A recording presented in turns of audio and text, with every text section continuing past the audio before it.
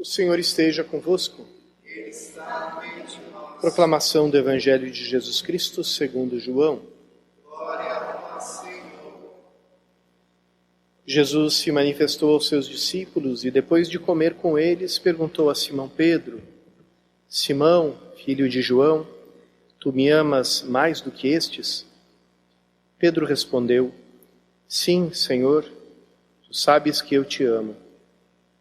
Jesus disse: Apacenta os meus cordeiros. E disse de novo a Pedro: Simão, filho de João, tu me amas? Pedro disse: Sim, Senhor, tu sabes que eu te amo. Jesus disse-lhe: Apacenta as minhas ovelhas. Pela terceira vez perguntou a Pedro: Simão, filho de João, tu me amas? Pedro ficou triste porque Jesus perguntou 3 vezes se ele o amava. Respondeu: Senhor, tu sabes tudo, tu sabes que eu te amo. Jesus disse-lhe: Apacenta as minhas ovelhas. Em verdade te digo, quando eras jovem, tu te cingias e ias para onde querias. Quando fores velho, estenderás as mãos e outro te cingirá. Te levará para onde não queres ir. Jesus disse isso, significando com que morte Pedro iria glorificar a Deus. E acrescentou: Segue-me. Palavra da salvação. Glória a vós, Senhor.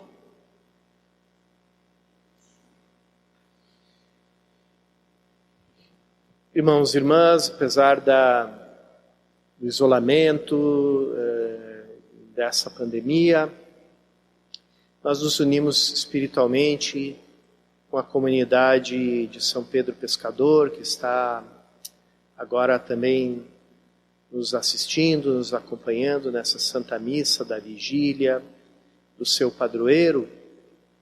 E aqui, nessa Missa da Vigília, a Igreja nos lembra esses 2 grandes apóstolos e nos traz tudo aquilo que ficou no coração deles. São Paulo, na carta aos Gálatas, conta de uma forma muito resumida o encontro dele com Jesus Cristo, como ele, sendo perseguidor, sendo alguém que condenava os cristãos, que se esforçava para que os cristãos desaparecessem da face da terra. Ele se encontra com Jesus no meio do caminho para a cidade de Damasco, onde ele ia aprisionar cristãos. E ali Cristo dá a primeira lição que Paulo vai guardar e meditar longamente por toda a vida, que, por assim dizer, é o fundamento de toda a teologia de São Paulo. Aparece essa visão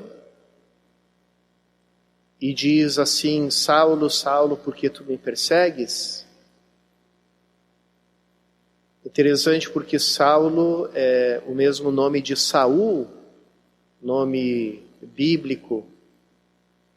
Saul, que era da tribo de Benjamim, e que ele foi escolhido por Samuel por causa da aparência, pois vocês lembram que Samuel vai querer ungir um outro rei e também se deixa levar pelas aparências, vai lá com os filhos de Isaí e olha os filhos mais velhos, vê que eles são grandes, são fortes, e Deus diz: não olhes para a aparência deles, porque eu os rejeitei. E Saul se diz que era mais alto que todos, aquele tipo de pessoa que você combina como ponto de encontro, né? Diz: no meio da multidão lá do estádio, como é que a gente vai se encontrar? Não, procura pelo fulano que todo mundo bate pela cintura dele, eu vou estar do lado dele e a gente se encontra. Assim era Saul.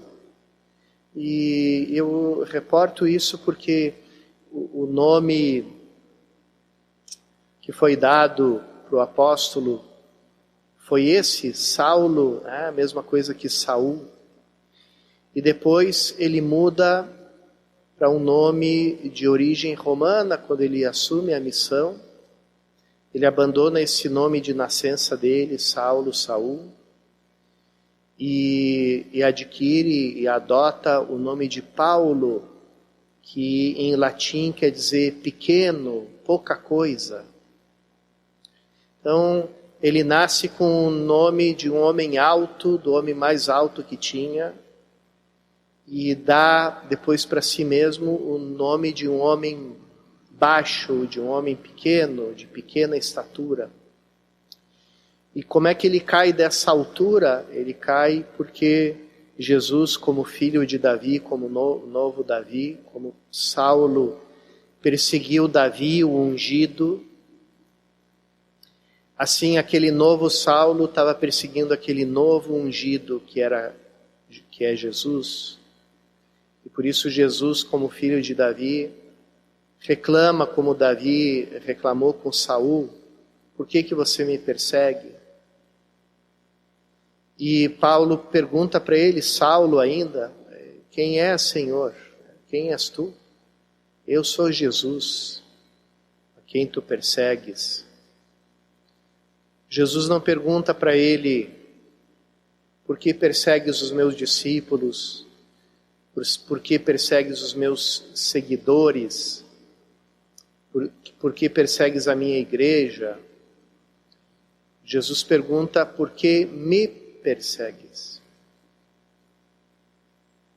E Jesus ali já tinha ressuscitado dos mortos, já tinha subido ao céu, e Saulo não estava perseguindo a pessoa de Jesus, que não estava mais sobre a terra, estava perseguindo a igreja.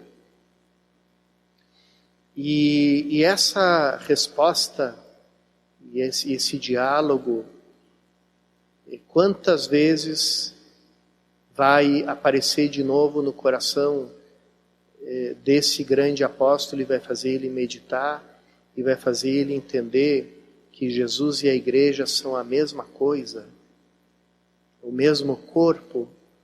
Cristo é a cabeça e nós os membros. Como o homem e a mulher, como Adão e Eva, que na narrativa do Gênesis vieram de uma só carne, e por isso Adão, quando desperta, olha para a mulher e diz: essa sim é a carne da minha carne, osso dos meus ossos.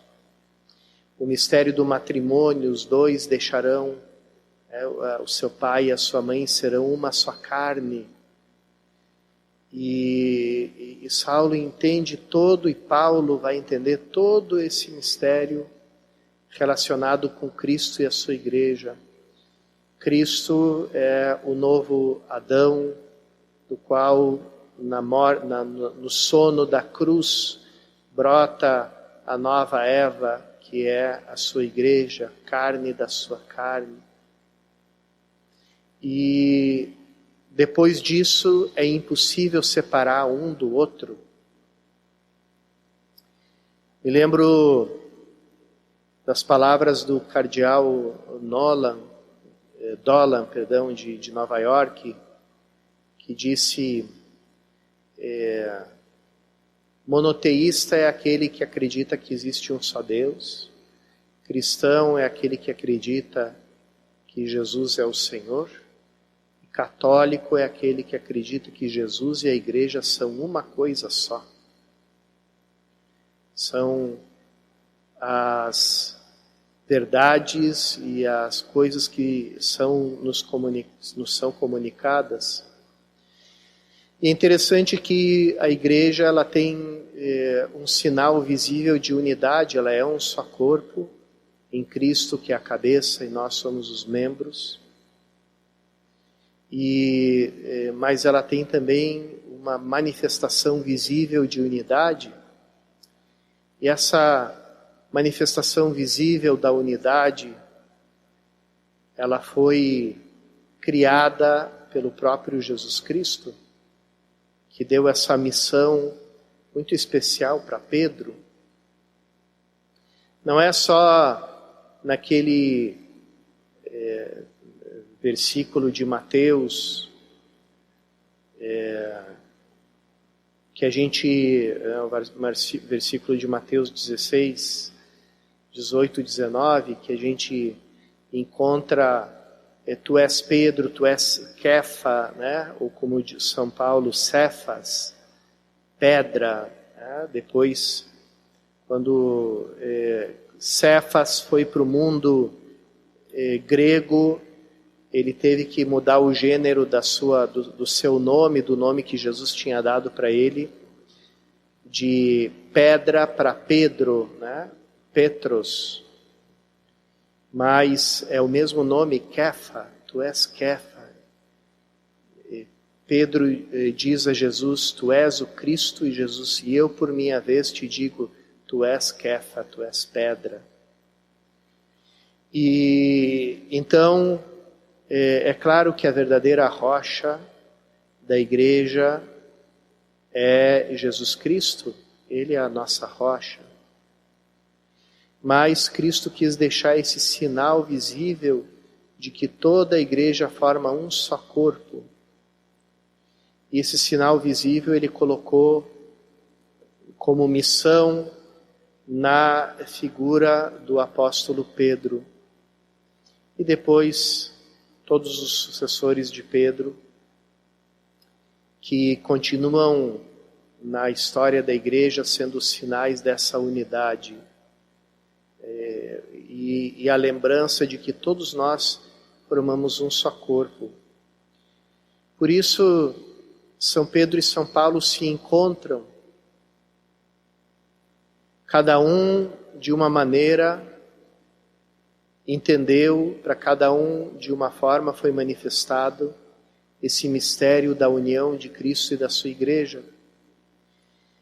E essa união dos dois é tão grande que eles, como conta a história, foram martirizados durante a mesma época, a mesma perseguição de Nero contra os primeiros cristãos,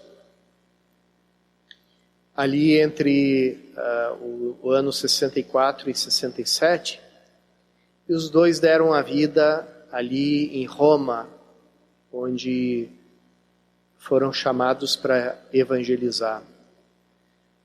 Então, além de serem grandes amigos, companheiros e terem tido essa relação tão franca, tão aberta, como as cartas de Paulo nos revelam, os Atos dos Apóstolos nos revelam, eles também foram unidos na sua morte, derramaram o seu sangue na mesma cidade de Roma. É por isso, irmãos e irmãs, que a gente celebra com muita alegria essa data, essa festa, essa festividade, e que sempre nos serve para lembrar isso, que nós estamos unidos como corpo de Cristo a essa cabeça que é Jesus Cristo.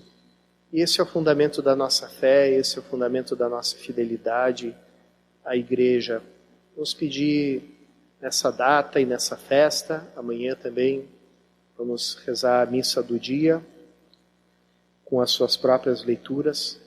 Pedir nessa festa de São Pedro e São Paulo que a gente continue sempre fiéis a essa igreja, que a gente nunca seja a causa de divisão na igreja.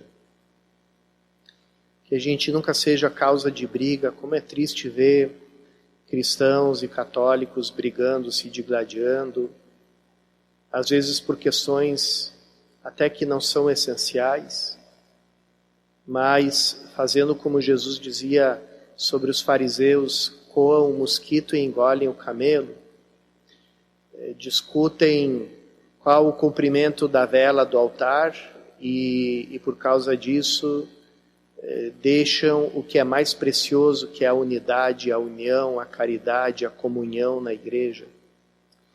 Vamos pedir que se afaste de nós todo espírito de desunião, para que a gente viva essa comunhão profunda e esse amor verdadeiramente esponsal entre Cristo e a sua Santa Igreja.